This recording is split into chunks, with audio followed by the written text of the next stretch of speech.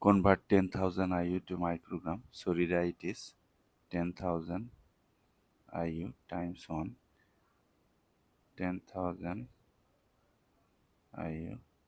Now would like to cancel this IU. So this IU part of this conversion equation will be denominator. This part will be numerator.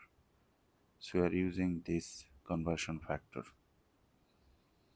So now cancel this 0, this 0. So we are getting here 1000 divided by 4, and also cancel this IU with this IU. So microgram. So now divide this by 2, you will get 2, divide this by 2, you will get 500. Again this is divisible by 2, you will get 1. This is divisible by 2, you will get 250. So 250 milligram. So 10,000 IU equal to 250 milligram.